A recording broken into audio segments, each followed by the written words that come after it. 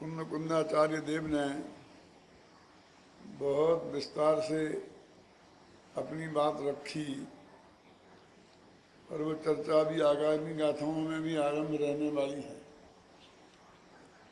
फिर भी बीच में आचार्य अमित गति का नाम सुना,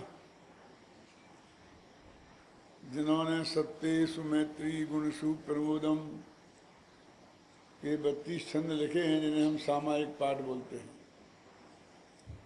अत्यंत लोकप्रिय हैं वो समाज में। उसमें 2 छंद आए हैं इससे संबंधित। ये वो छंद हैं, पढ़ो। स्वयं कृतं यदात्मना पुरा फलं तदीयं लभते शुभाशुभं परेण दत्तं यदि लभ्यते स्फुटं स्वयं कृतं कर्म निरर्थकं तदा निजार्जितं कर्म विहाय देहिनो न कोऽपि कस्यापि ददाति किंचन विचारयन्नेव मनन्यमानसा परो ददातीति विमोचयेमुषि। अमित गति आचार्य की ये जो 32 छंद का सामायिक पाठ है, वो एक स्तुति के रूप में है। जैसे भगवान से सीधी बात कर रहे हैं, वो भगवान से ही बात कर रहे हैं, इस तरह उनकी भाषा है। और बीच बीच में आपने वो छंद पढ़े हैं, तो तम देव देवम शरणम प्रपद्ये, मैं उन देवों के देव की शरण में जाता हूँ। और मेरा एक बिल्कुल आमने सामने बातचीत करने की भाषा है। अब वो कह रहे हैं स्वयं कृतम कर्म यदात्मना पुरा। कर्म कर लो, कर्म छूटा है, इसलिए आपको दिक्कत हो रही थी। देखो पहली पंक्ति में कर्म छूटा है, कहाँ? कृतम के बाद। स्वयं कृतं कर्म यदात्मना पुरा फलं तदीयं लभते शुभाशुभम। बोलने में दिक्कत हो रही थी ना पहली पंक्ति में। स्वयं कृतं कर्म यदात्मना पुरा फलं तदीयं लभते शुभाशुभम।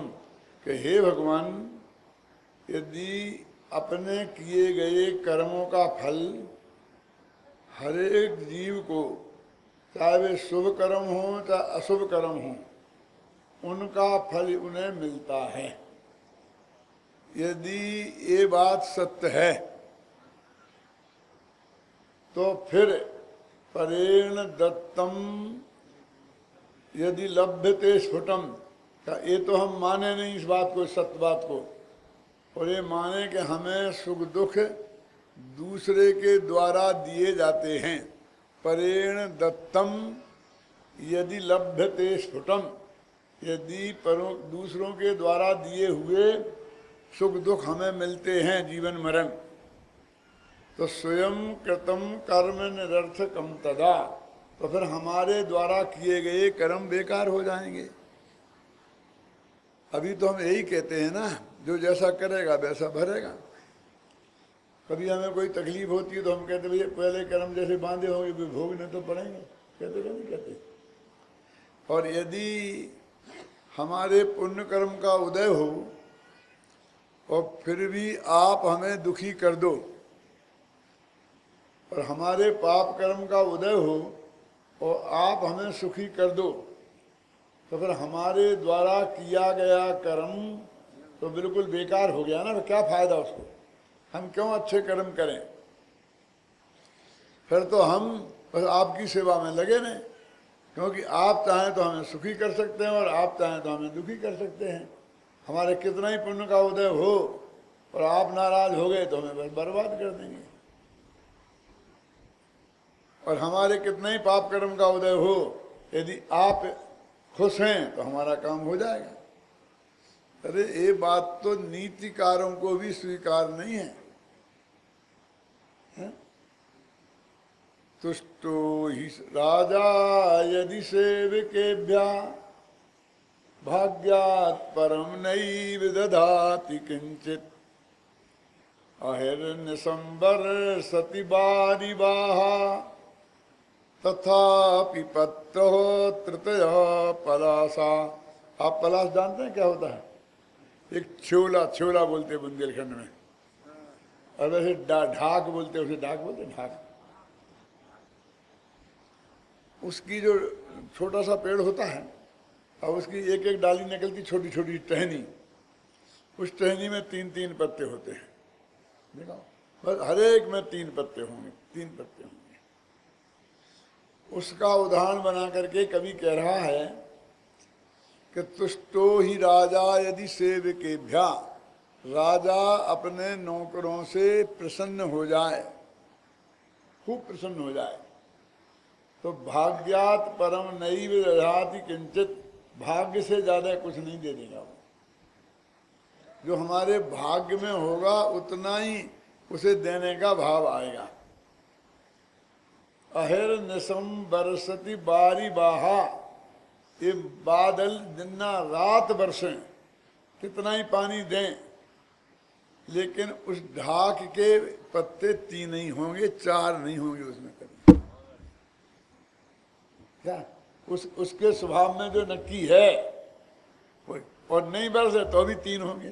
क्या फिर पढ़ता हूं, तुष्टो ही राजा यदि सेवकेभ्यां भाग्यात् परम नैव दधाति किंचित, अहिर्निशंबर सति बारी बाहा, तथापि पत्रो तृतीया पलासा।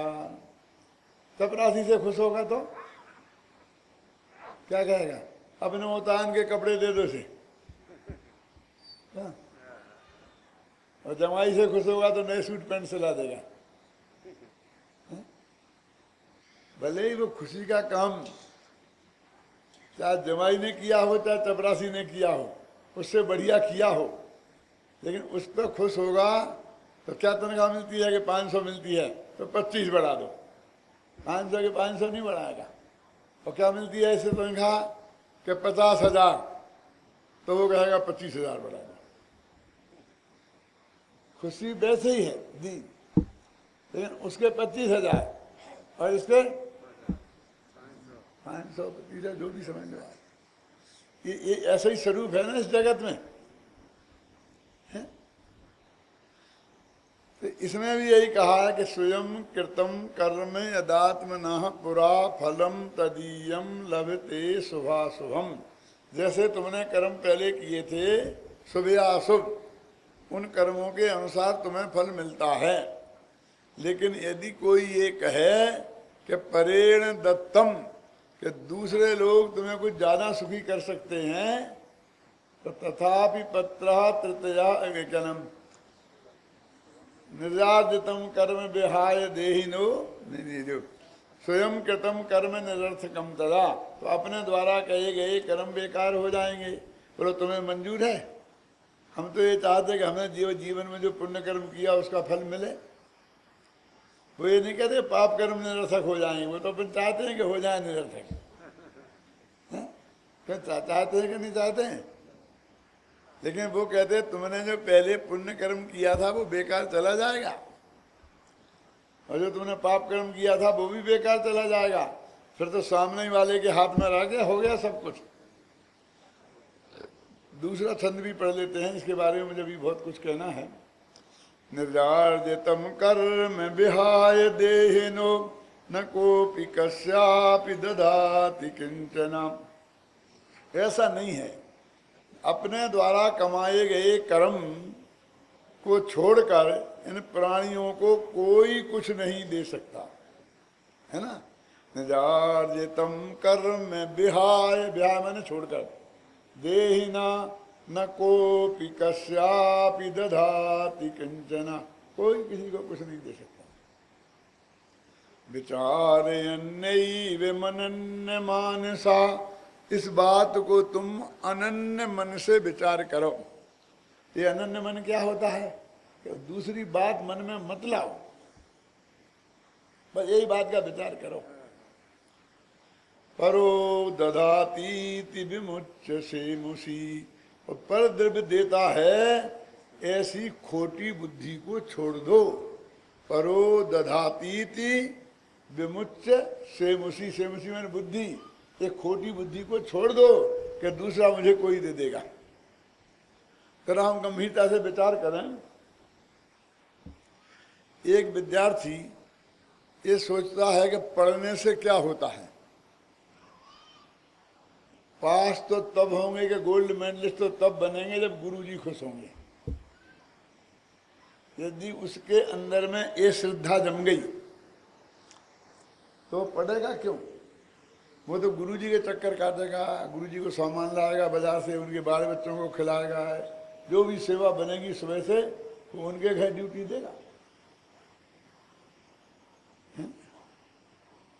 किसी व्यापारी को दिल में ये जम जाए कि ईमानदारी से आज कोई करोड़पति बना है,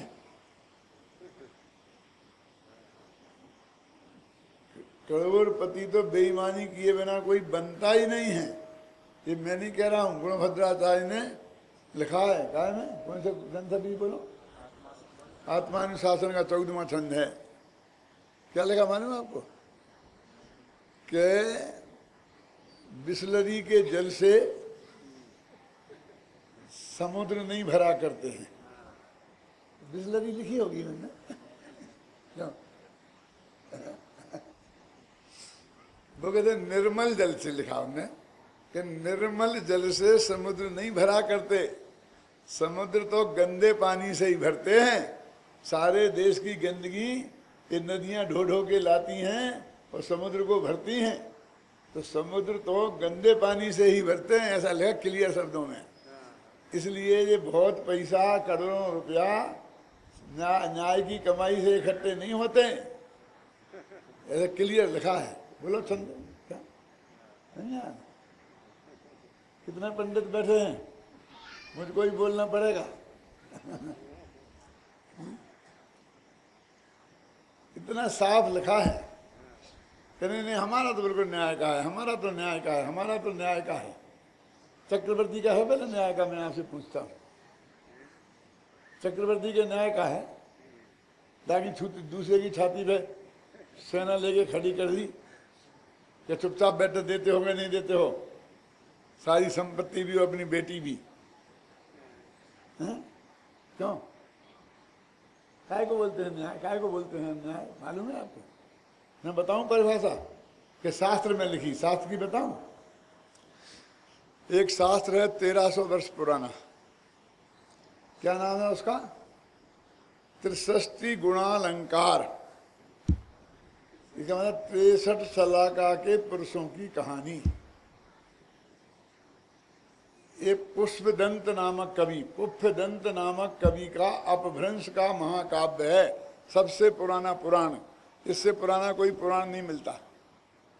ये पद्म पुराण वगैरह हैं, बस उसके बहुत 500 वर्ष बाद के हैं। क्या नाम उसका बताया? त्रिषष्टि गुणालंकार, अपभ्रंश का है।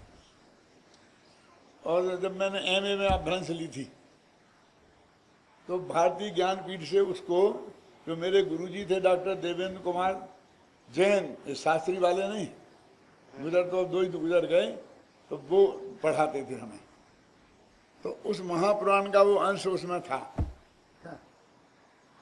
उस सारी यूनिवर्सिटी में सबसे ज्यादा नंबर आए थे मेरे उसमें। तो उसमें बाहुबली के पास में भरत का दूत पहुंचा और उसने बहुत मीठे मीठे शब्दों में कहा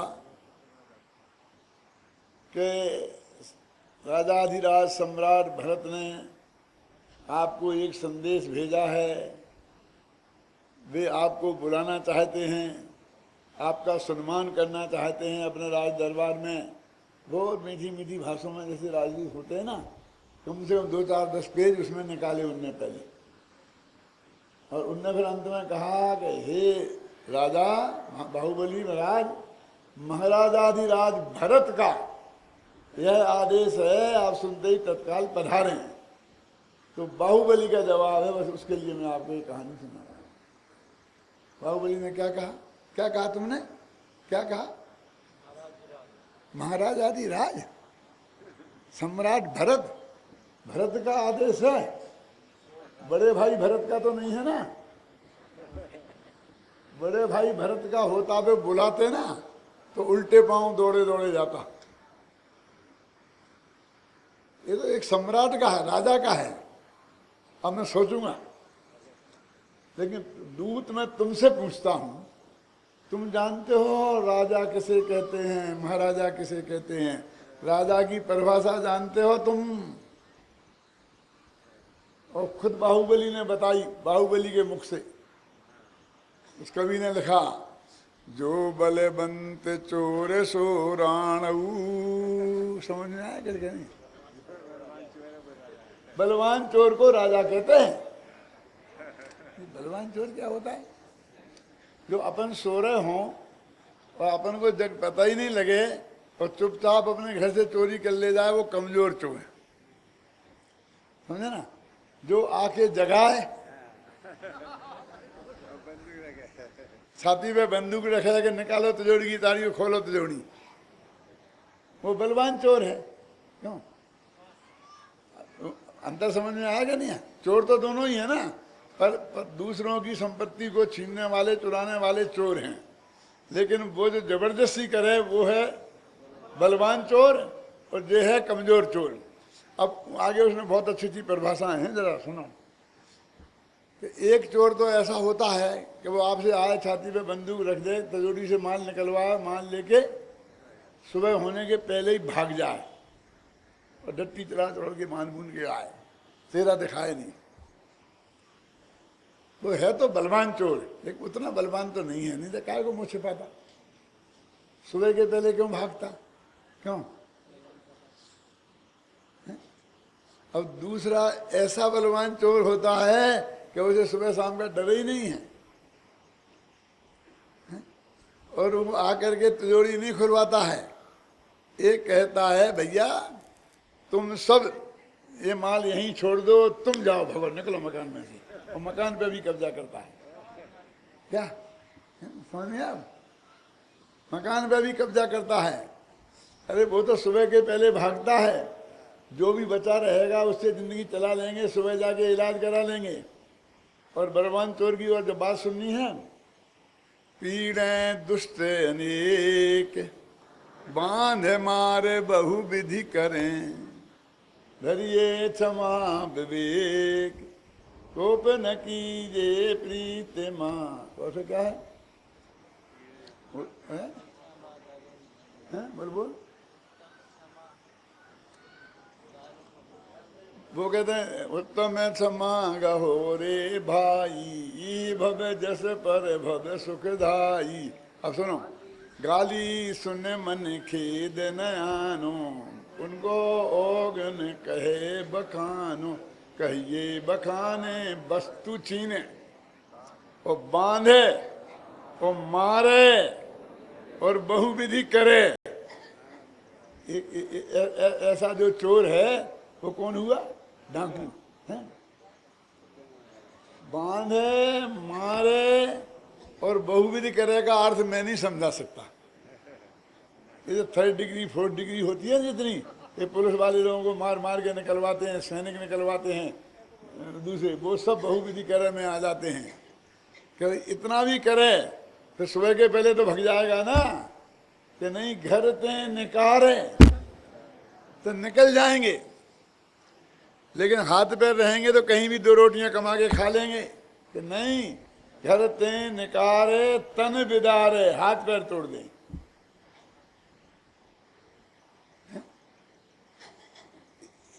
ऐसे बलवान चोर को क्या कहते हैं? क्यों? ऐसा कौन कर सकता है कि भाई घर छीन ले, निकाल के बाहर कर दे, हैं, हाथ पैर तोड़ दे? कि द्वारा इधर को देखना मत। वो कहा बाहुबली ने, जो बलवंत चोर सो राणऊ। क्या है आप? वो तो भरत चक्रवर्ती था ना, वो तो महापुण्य के उदय से मिला था। अरे पुण्य के उदय से मिलता है, उसका क्या मतलब है? वो पुण्य हो गया। परिग्रह तो पाप ही है, चाहे पुण्य से मिले चाहे पाप से मिले, घबराना नहीं। जिन्हें समझना है उनकी समझ में सब आएगा, और जिन्हें समझना ही नहीं है, लड़ना है, उनके पास, हमारा पास कोई इलाज नहीं है। मैंने कही थी ना कल एक बात आप लोगों से कि ये ऐसी चीजें हैं जो मैं आपको सुना रहा हूं, ये छंद कल के पढ़े बताया था ना कि तुम अपने मकान के जहाँ जब सो रहे हो ना तो बिल्कुल 24 घंटा देखे वहाँ लिखवा लेना। और ये भी कहा था नमोकार मंत्र यदि लिखा हो तो उसे मिटा करके इसे लिखा लेना। लेकिन साथ में ये भी कहा था मुझे नमोकार मंत्र का विरोधी घोषित मत करना। नमोकार मंत्र की महिमा पर मैं 1 घंटे यहाँ एसी सागर में बोल चुका हूँ बहुत विस्तार से। क्या मैं तो सिर्फ इतना बताना चाहता हूँ कि ये बातें भी उतनी ही महत्वपूर्ण हैं जितना महत्वपूर्ण नमोकार मंत्र है। तो इतने उसकी महिमा बताना चाहता हूँ इस बात की, बस खत्म। लेकिन आज कहता हूं उससे आगे कि उससे कुछ थोड़ी ज्यादा है ये बातें। क्यों शांति? क्यों? वो तो पंच परमेष्ठी को याद किया है वहां। क्या किसको याद किया? अरहंत सिद्धाचार्य उपाध्याय साधु किया ना। और ये बात पंच परमेष्ठी की कही हुई बात है। बोलो कौन बात ज्यादा है? वजनदार है आत्मा के कल्याण के लिए। उन्हें याद करना कि उनने जो रास्ता बताया है वो याद करना। तुम अपनी बातों को उनके मुंह में डाल रहे हो। अरे मूल गाथा अमृतचंद के कलश में है ना, ये अमृतगति आचार्य के कलश में है ना, तो ये उनकी नहीं है, हमारी है। हम तो हिंदी में अर्थ किया है। क्यों? और वो कहते कुंद कुंद की गाथा में है कि नहीं? और कुंद कुंद ने कम से कम 8 बार लिखा है। क्या लिखा? जनेहि पन्नतम। ये बात जनेन्द्र भगवान ने कही है। किसने कही ये बात? जिन्होंने सारे जीवन भर झूठ नहीं बोलने की प्रतिज्ञा की थी। सत्य महाव्रत लिया था ना। यदि हम उनकी ये बात नहीं मानेंगे, ये भगवान की कही हुई है ये बात, वे कह रहे कि ये बात जो मैं तुम्हें बता रहा हूं भगवान की कही हुई है, तो मुनियों को किसने नहीं माना? तुमने कि हमने?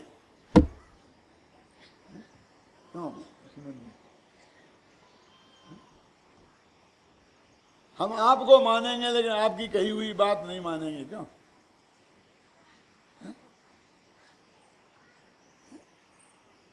तो उन्होंने तुम्हारा कल्याण कैसे हो, तुम्हारे राग द्वेष कैसे दूर हो, ये रास्ता अरहंत भगवान ने 100 इंद्रों की उपस्थिति में, गणधर देव की उपस्थिति में ये बात कही थी। वे कसम खाकर कह रहे हैं। कौन? कुंद कुंदाचार्य देव, अम्मे चंदाचार्य देव। और हम तक ये बात आई है तो मैं पूछता हूँ झगड़ा हमसे क्यों कराते हो? कि हमने पंडित हुकुमचंद और नमोकार मंत्र में झगड़ा है। झगड़ा है तो उन पंच परमेष्ठी और उनकी कही हुई बात में तुमने की गल, हमें क्या तकलीफ है? क्यों? उन्हें याद रखना कि उनकी कहा हुआ जो मार्ग सुखी होने का हमें बताया है उसे याद रखना। याद रखने लायक क्या है? बढ़िया बात। 2 ही चीजें हो तो बहुत ही बढ़िया है ना। एक की क्यों करें हम? हैं? हम तो सिर्फ इतना सा कह रहे हैं कि इस बात को तुम उसी गरिमा के साथ ग्रहण करना। ये कोई पॉलिटिक्स नहीं है, ये कोई वो नहीं है। ख्याल में आई ना? ये बिल्कुल पवित्र हृदय से कही हुई बात है। तो यहाँ ये कह रहे हैं कि वो जो यदि हमारा पुण्य और पाप काम नहीं करे और कोई भी राजा हमें दे दे, कोई भी व्यक्ति दे दे, ऐसा हम मान लें तो मानो 4 बड़ी तकलीफें खड़ी होती हैं। कौन कौन सी? अब सोचो कि तुम हमें दुखी कर सकते हो और तुम हमें मार सकते हो। तो इसमें से अनंत भय और अनंत गुलामी निकलती है। जब आप समझो इसके हाथ में मेरी चोटी है, क्यों? ये जब चाहे मार डाले और ये जब चाहे दुखी कर दे, और मेरे पुण्य कर्म का कुछ नहीं कर पाएंगे, कोई नहीं कर पाएगा। पुण्य कर्म तो बहुत दूर की बात है। तो बोलिए इसमें कितना भय आत्म हृदय में पैदा होगा और कितनी गुलामी पैदा होगी। हाथ जोड़, हाँ हाँ हाँ, हाथ जोड़ना, हाथ जोड़। दीनता के अलावा क्या होगा? बोलिए। और ये मुझे बचा सकता है, ये मुझे सुखी कर सकता है, तब भी क्या होगा? अरे जैन धर्म काय का नाम है, तुम्हें पता नहीं है? तो कहते भगवान तुम भी हमेरा भला बुरा नहीं कर सकते।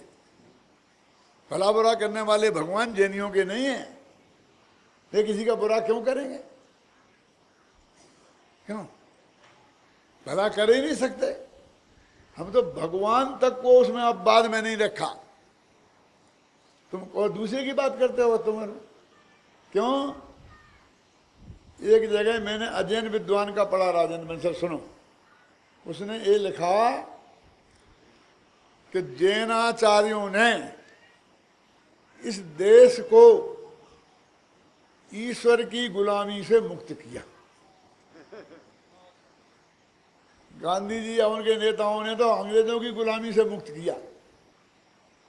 क्या हमें जबरदस्ती गुलामी स्वीकार है? तो वे अंग्रेज चले गए, सफेद चमड़ी वाले ऑफिसर, ये काली चमड़ी वाले के हम हाय हाय जोड़ने लगे। क्या करें?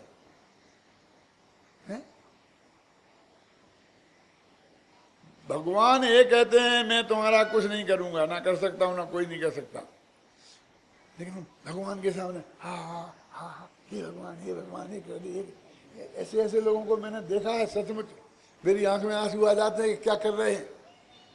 भगवान तो कुछ करने ही वाला नहीं है, जो हाथ जोड़ रहे हाय हाय हाय हाय, वो समझ रहे भगवान की भक्ति कर रहे। भगवान की भक्ति कर रहे कि भगवान को बदनाम कर रहे कि भगवान कुछ नहीं कर रहा, हमने कितने हाथ पैर जोड़े हैं। क्यों? अरे भाई तो पहले ही कहते हुए भैया कुछ करता ही नहीं है, ना मैं करता हूँ, ना मैं कर ही नहीं सकता हूँ। हजारों जगह लिख दिया और तू हाथ जोड़े जा रहा है और फिर कह रहा तूने नहीं किया, तूने नहीं किया। मैं सच्ची घटना सुनाता हूँ। मैं 5-6 वर्ष का रहा हूँगा। तो मेरे गांव में मैं था, तो सामने हमारे मकान में एक पटवा रहता था, आप जानते हैं, काशीराम उसका नाम था। तो उसके जितने भी बच्चे होते थे सब मर जाते थे। और उसने अपने घर में एक देवता का चबूतरा बना रखा था। तो वो जब भी लड़का बीमार होता था तो वो उसकी आराधना करता था बहुत। और उसे पक्का भरोसा था कि ये भगवान इसमें बचा ही लेंगे गारंटी से। अब एक दफे चूक गए होंगे भगवान, और दूसरी दफे, तीसरी दफे, 7 दफे। जब 7वां बेटा मरा, वो दृश्य मेरी आंखों में आज भी है। तो वो लाश तो पहले वहीं पड़ी थी, और उसने कुदाली उठाई और जाकर के वो देवता के चबूतरे को, और सब लोग उसे पकड़े। ऐसे मत कर, ऐसे मत, भगवान नाराज हो जाएंगे, ये कर देंगे, तेरे को मार देंगे, ये कर देंगे। क्या 7 तो खा गया, खा जाए, हमें खा जाए।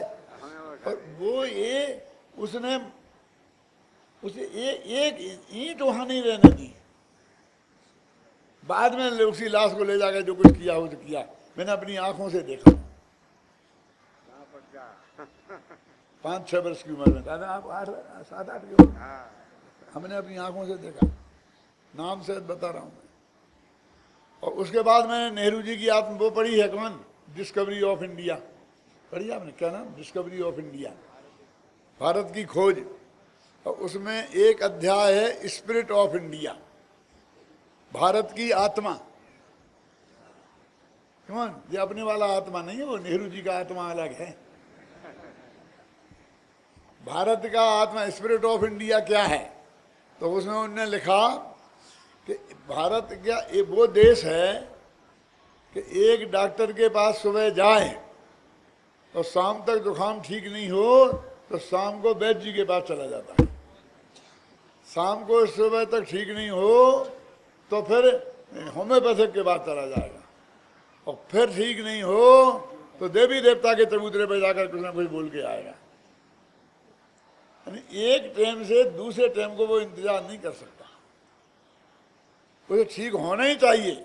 उसका विश्वास डिग जाता है एक टाइम से दूसरे टाइम में। और एक देवता को उसमें तो ऐसा लिखा है, वो अपने होते हैं चेचक निकलती है ना, तो वो एक माता होती है, कौन, शीतला माता जो भी समझ लो, तो वो उधर जाके पानी ढोलते हैं। कैसे मानते मालूम?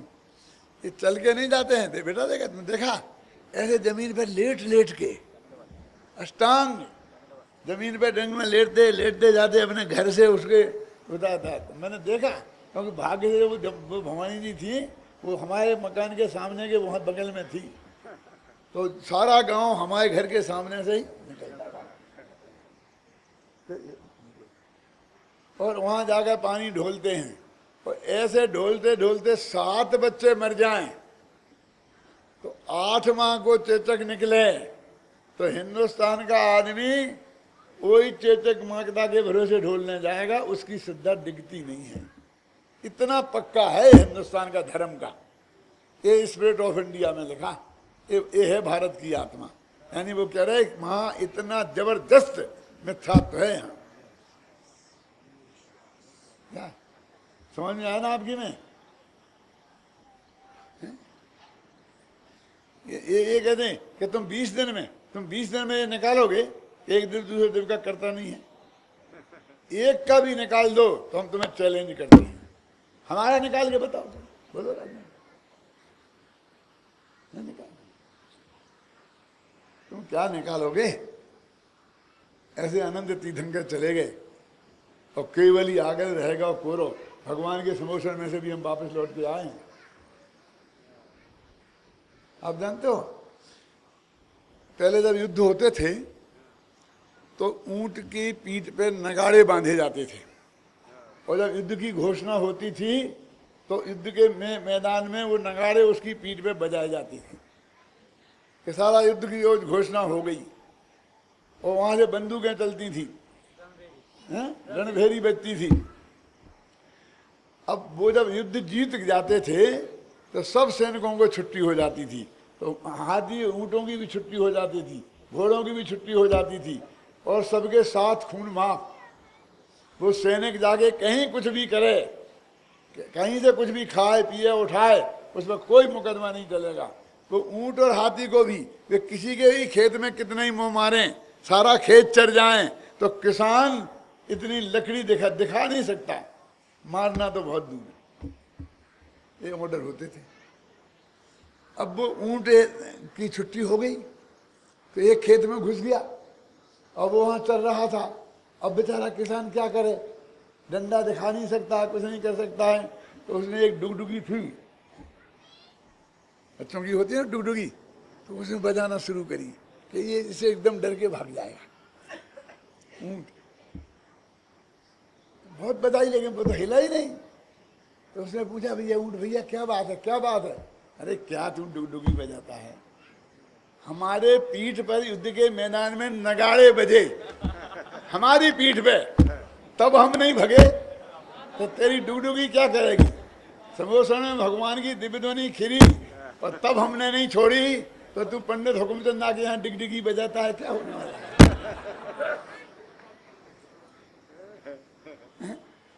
ये तेरी डिगडिगी यहाँ काम आने वाली नहीं है।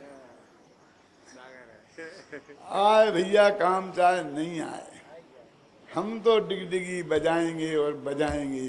अब क्या करें, इस भव में मदारी का ही काम ओढ़ लिया, बंदर नचाने का ही काम ओढ़ लिया, तो अब इस भव में तो यही करेंगे। एक मदारी आया और अपने बंदर को लेके और जगह जगह चौराहे चौराहे पे वो बंदर का खेल दिखाता था। एक सेठ जी की दुकान के सामने वो उसने जमाया मामला, हटो यहाँ से, हमारी दुकान के सामने ये नहीं चलेगा तुम्हारा। कि सेठ जी दिखा लेने दो, 15 मिनट का काम है, फिर आपकी दुकान तो हमेशा ही खुली है। कि नहीं, मैंने कह दिया मेरी दुकान के सामने नहीं बजा सकते। ठीक है, हम दूसरी दुकान के सामने गए, नहीं वो भी नहीं बजाने देगा। तो तीसरी दुकान कि वो भी नहीं बजाने देगा। तो दूसरा गांव, हिंदुस्तान में 700 गांव हैं और हम तो जब डुगडुगी ले ली तो ले ली, हमारी डुगडुगी तो कहीं ना कहीं बजेगी। तुम सोच लो, हम क्या सोच रहे हैं? तुम्हारे बच्चों को मैं मुफ्त में दिखाऊंगा बंदरिया का खेल, 1 पैसा मत देना, बाकी सब लोग देंगे। तुम्हारे बच्चों को मुफ्त में दिखाऊंगा, 1 किराया समझ लो। क्या नहीं नहीं लोग देता है,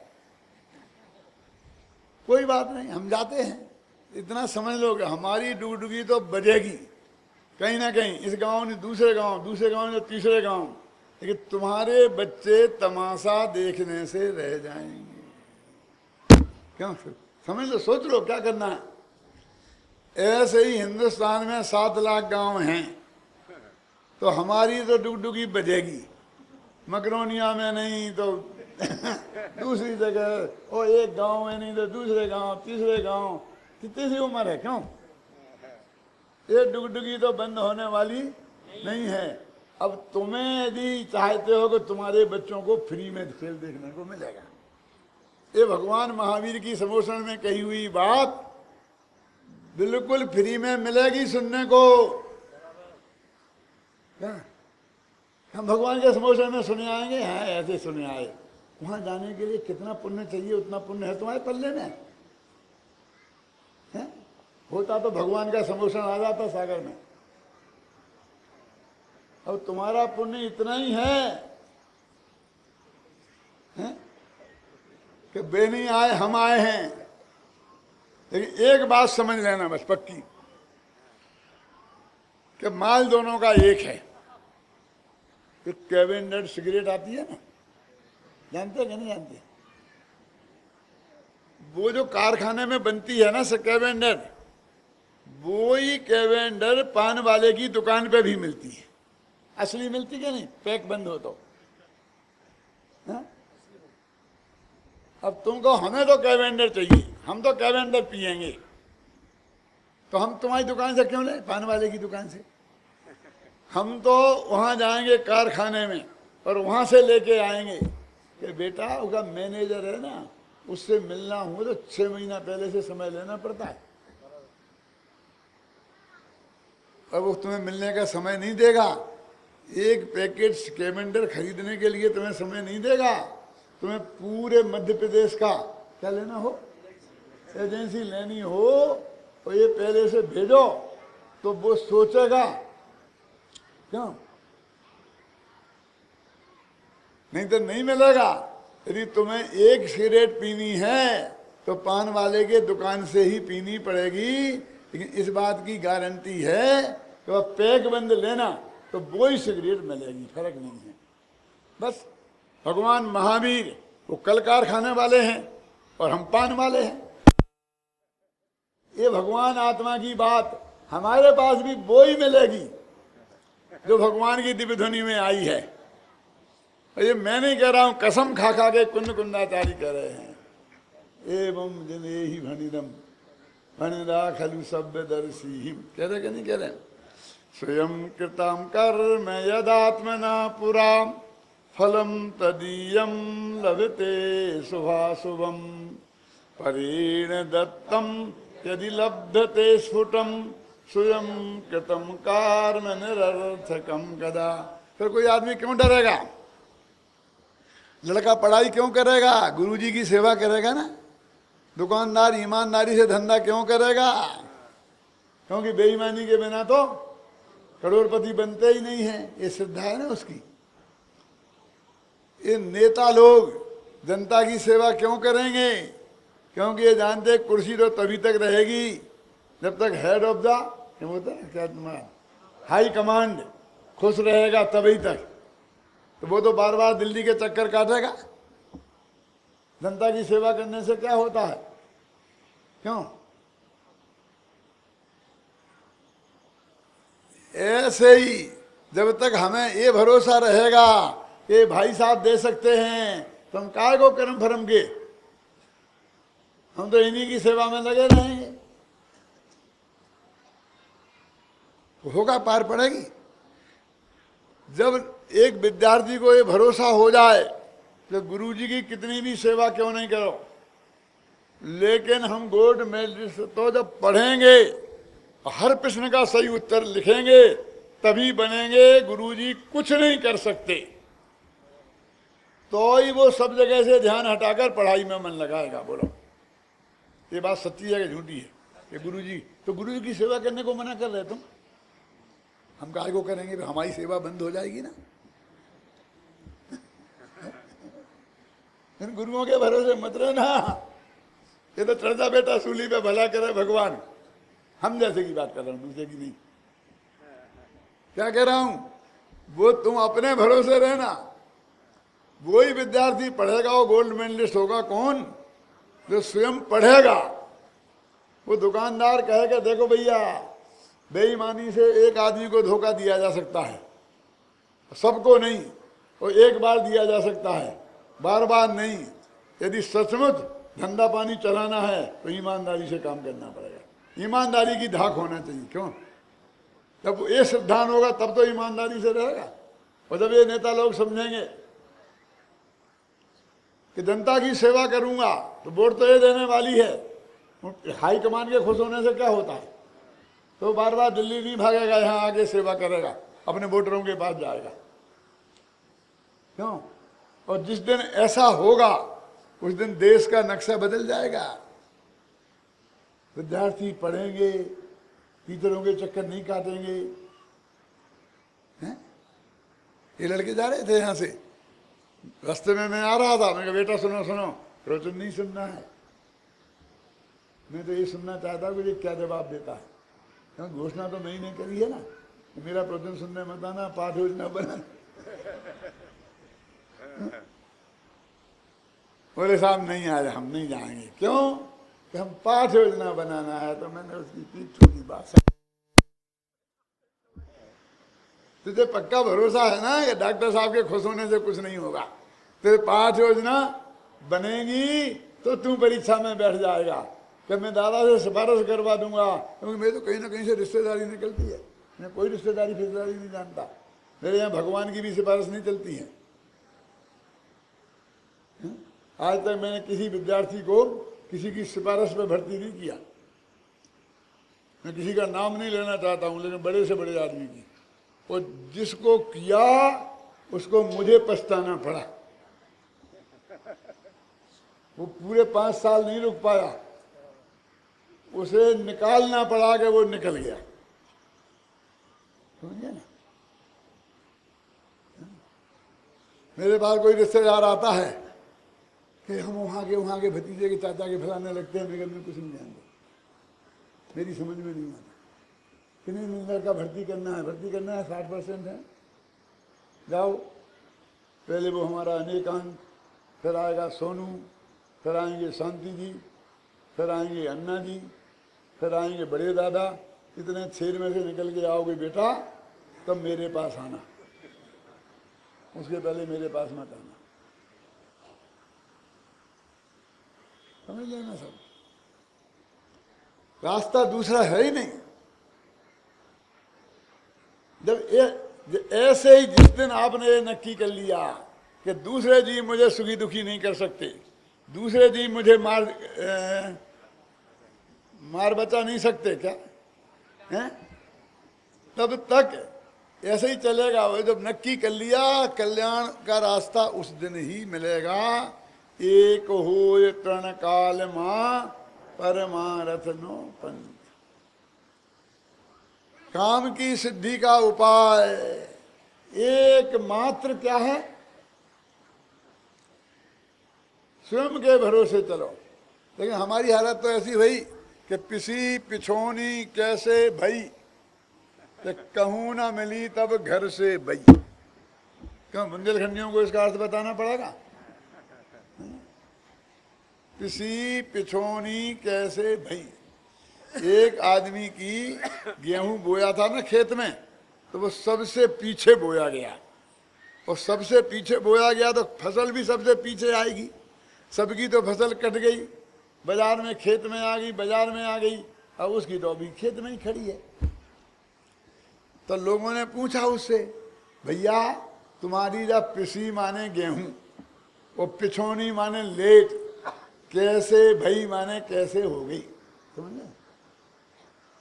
ऐसे ही समझाना पड़ता मुझे देश विदेश में।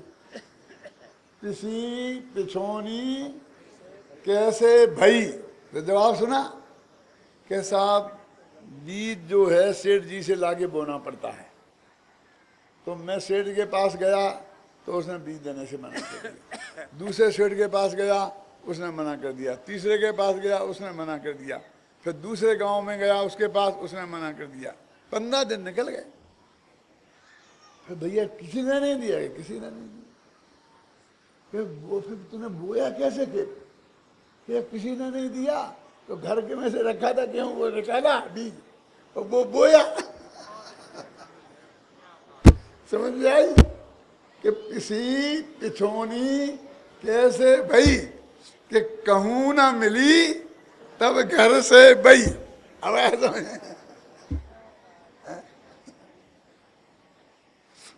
बोलो, तेरे मूर्ख, तेरे घर में रखी थी और फिर तेरी लेट हो गई। समझ में आने की बात है? तो पहले ही वो देता, तू क्यों गया दूसरों के पास? साहब आप समझते नहीं हो। मैंने कहा एक ही धंधा है समझने और समझाने का, दूसरा जिंदगी में कुछ किया नहीं। समझे ना? बोले समझा दे बेटा क्या है? बोले साहूकारों से संबंध रखना पड़ते हैं, एक दफे संबंध तोड़ दें और फिर नहीं हो तो काम नहीं होता है। भले ही घर में रखी हो तो उस साहूकार की लेना। हमारे पिताजी ये कह गए थे, इसलिए घर में रखी रहती है, रखता तो हूँ ही ना, लेकिन साहूकारों से ही लाता हूँ, नहीं मिलती है तो अपने घर पे। मैंने कहा बेटा ऐसा नहीं हो सकता था कि घर की पहले बोता फिर साहूकारों के घरों के चक्कर काटता, तो कोई साहूकार दे देता तो घर में रख लेता है ना। तो ऐसे ही आज तक हम संसार में क्यों लटक रख रहे? क्योंकि हमने इन साहूकारों के घर के चक्कर काटे, इधर नहीं देखा। ये भगवान कर देंगे, ये नहीं करेंगे तो वे कर देंगे, ये नहीं भगवान महावीर नहीं करेंगे तो गणेश जी कर देंगे, गणेश जी नहीं करेंगे तो वो क्या होता है अल्लाह खुदा, तो क्या बोलते पीर पैगंबर, कोई ना कोई कर देगा। हम तो बीतराग भाव से हैं, हम तो काम करने वाला होना चाहिए, कोई हो हमें इससे कोई फर्क नहीं पड़ता। धर्मनिरपेक्ष देश है ना।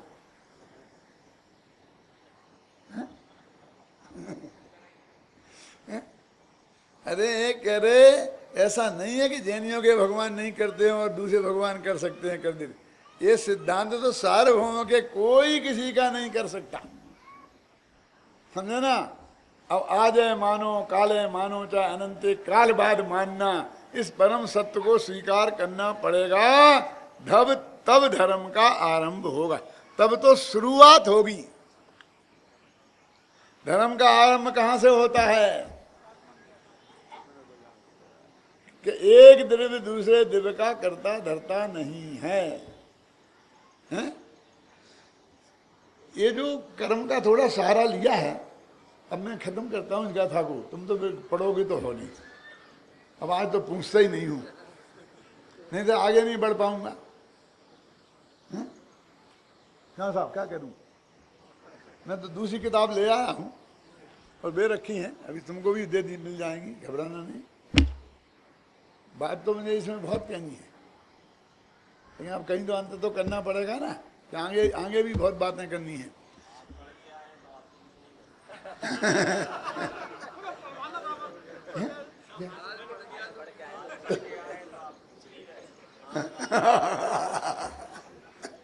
बहुत अच्छी बात है भैया, हमें खुशी हुई जब आपने ऐसी बात कही है ना। माने सचमुच जितना मैंने बोला है भाई साहब, उससे ज़्यादा इसमें लिखा है ना। कई पॉइंट ऐसे हैं ना, अभी आप भी बता सकते हो, मैं तो बता ही सकता हूँ। कभी ये नहीं बोला मैंने, ये नहीं बोला मैंने, ये नहीं बोला, ये नहीं बोला। इसलिए मैं आपको पढ़वा करके फिर मैं आगे बढ़ना चाहता हूँ कि सारे पॉइंट आपके ख्याल में बहुत अच्छी तरह से आ जाएं। इसके लिए मैं आपसे कहता हूँ पढ़ के आओ तो मैं आगे बढ़ सकूँ। देखो तो थोड़ा हिस्सा मैं पढ़ के सुनाऊँ।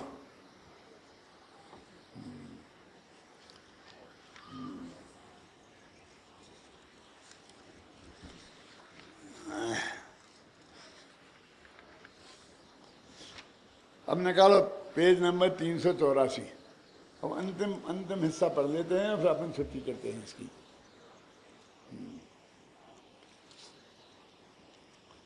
है ना। इस प्रकार उक्त संपूर्ण कथन का सार यह है कि प्रत्येक जीव स्वयं के जीवन मरण और सुख दुखों का जिम्मेवार स्वयं ही है, कोई अन्य नहीं।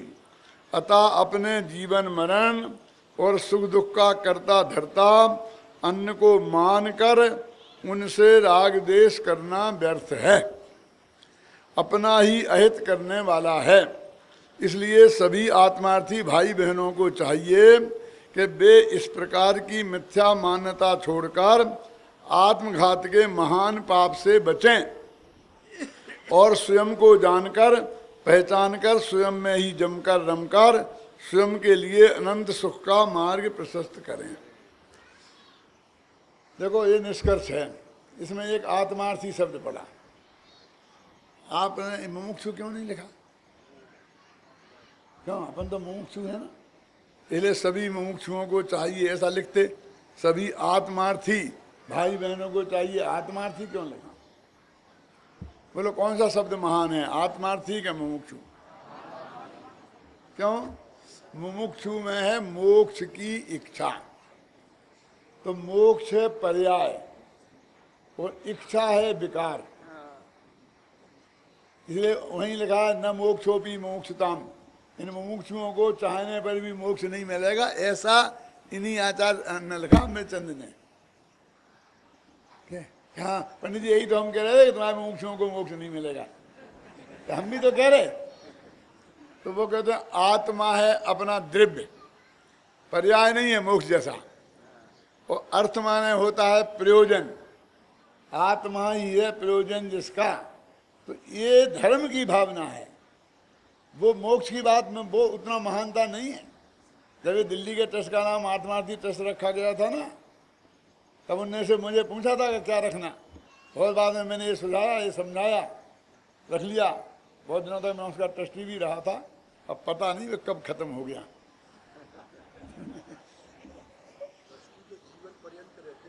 अब पता नहीं, मुझे पता नहीं है, इतना ही पता है कि बना था 10-5 साल तक बना रहा, और फिर कब क्या हो गया पता नहीं। हाँ तो समझ गए ना, एक बात तो इसमें ये कहनी है। अब दूसरी बात ये कहनी है कि भाई संपूर्ण कथन का सार यह है कि प्रत्येक जीव स्वयं के जीवन मरण सुख दुखों का जिम्मेवार स्वयं ही है, कोई अन्य नहीं। हर एक आदमी की ये आदत पड़ी है कि कोई दूसरा मिल जाए तो उसके माथे मड़कें और हम बरी हो जाएं। देखो एक छोटा सा उदाहरण देता हूँ कि एक कोई आदमी लड़का आपकी लड़की को देखने आया, मेरी लड़की को देखने आया, कोई फर्क नहीं है। और वो लड़की, एक कोई भी लड़का किसी लड़की को देखता है तो उसे डिसीजन करने में महीनों नहीं लगते, 1 सेकंड में डिसीजन होता है कि है मेरे लायक कि नहीं। लेकिन कहना कठिन है। आज आदमी बहुत होशियार हो गया है। तो लड़का ने लड़की देखी और मान लो जब बहुत पसंद आ गई तो वो कहेगा नहीं, तो वो कहेगा हाँ बहुत अच्छी है लड़की, तो अच्छी है, लेकिन जवाब पिताजी देंगे। क्यों? वो जानता है यदि मैंने कह दी कि ये तो बहुत अच्छी है, मैं तो शादी करूंगा तो इसी से नहीं दूसरी से करूंगा ही नहीं, तो बाप को सौदा करने का मौका नहीं रहेगा। पसंद आ जाए तो भी, और ना आ जाए तो फिर तो कह देगा ना, फिर भी नहीं कहे। क्यों? बहुत अच्छी तरह समझता है कि अब भी हाल चाय पानी संकट में पड़ जाएगा, और चाय पानी तो पी लो, विदाई तो ढंग से हो जाए। कोई गर्म नेचर का हुआ तो यहीं धुनाई भी कर देगा। क्यों? तो वो बिल्कुल मीठी मीठी बातें करके निकलता है। अभी उसके पड़ोसी के घर में उसका बगल में दोस्त रहता था, इतने में दोस्त घर से निकला, ए तू कहाँ आया? अरे मैं यहीं आया था। तो वो अपने घर ले गया।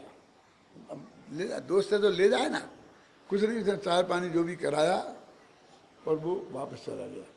अब घर से जवाब आ गया, अभी 2 साल शादी करने का विचार नहीं। भैया लड़का तो एकदम खुश था, साफ साफ कह गया था मुझे तो लड़की पसंद है। बस गड़बड़ी तो इस नालायक पड़ोसी ने की, क्योंकि वो उसके बाद उसके घर गया था। ये जब तक जिंदा है तब तक मेरी लड़की की शादी नहीं हो सकती। अब मुझे तो निपटारा करना पड़ेगा। कैसे करेगा निपटारा? जो मारेगा नहीं, या तो मैं मकान दूसरी जगह ले लूंगा। ऐसा लोग इतना परेशान करूंगा कि जो दूसरी जगह लेके छोड़ के भग जाएगा। जब तक ये रहेगा तब तक मेरी लड़की की शादी नहीं होगी। तो क्यों साहब, मैं आपसे पूछना चाहता हूं, कोई कहे कि उस लड़के ने कुछ भड़काया नहीं था क्या उसको, लड़के को? मैंने कहा नहीं भड़काया था ये तो मैं नहीं कह सकता, क्योंकि हिंदुस्तान में ऐसे पड़ोसियों की कमी नहीं है जो ये धंधे काम में रहते हैं। बुंदेलखंड में तो बिल्कुल नहीं। क्यों? लेकिन एक बात मैं गारंटी से कह सकता हूं कि उसके भड़काने से ये लड़का नहीं भड़का। क्यों? क्योंकि जिसको जो पसंद आ जाता है, सारी दुनिया भड़काए तो भी नहीं भड़कता है। राजा चेलना पसंद आई थी तो दुनिया ने कुछ भी 100 सिर की हो गई, नहीं भड़के। क्यों? अष्टम एडवर्ड, राज छिन गया, बाप ने कहा राज्य नहीं मिलेगा तो भी नहीं भड़के। जो पसंद आ जाए तो दुनिया की कोई ताकत, हजारों उदाहरण ऐसे हैं कि उसे भड़का नहीं सकती। समझ गया? वस्तु स्वरूप तो ये है, लेकिन तुम्हें अच्छा अपने माथे कुछ नहीं लेना, वो पर्याय की योग्यता पर कुछ नहीं लेना, और दूसरे के माथे मरना है तो पड़ोसी इस काम का बहुत अच्छा है, उसके नाम में मर दो। समझ गए ना आपने? ऐसा बिल्कुल नहीं है। कोई के भड़काने से कुछ नहीं भड़कता है। समझ गए ना? और नहीं करना हो तो दुनिया के समझाने से समझता नहीं है। माँ बाप ये कहेंगे तू इससे शादी करेगा तो तेरी संपत्ति नहीं दूंगा, घर से निकाल दूंगा। जैसे माँ बाप देखे हैं ना, अरे पड़ोस में नहीं देखे होंगे तो सिनेमा में देखे होंगे, और वे सब छोड़ छाड़ करके भाग जाते हैं ना लेकर के। नहीं, और तुम मेरी पहचान वाले से जो मैं कहूंगा जिससे शादी करेगा तो मैं तेरे को ये कर दूंगा, ये कर दूंगा, ये कर दूंगा, नहीं करा सकते। इसलिए भाई दूसरे के बहाने की आदत हमारी बहुत है। हम जो दुखी हुए तो किस पेट में दर्द हो गया, वैद्य जी ने गड़बड़ कर दी, कैंची अंदर छोड़ दी थी, ऑपरेशन, 50 बहाने मिलेंगे दूसरे के माथे पे। लेकिन असली बात यह है कि तेरी ऐसा ही होना था और तेरे कर्म का उदय ऐसा ही था। असली कारण ये है और कोई कारण नहीं है। इस बात को एक दफे गंभीरता से हम स्वीकार करें तो आगे की बात सारी हमारे ख्याल में आए।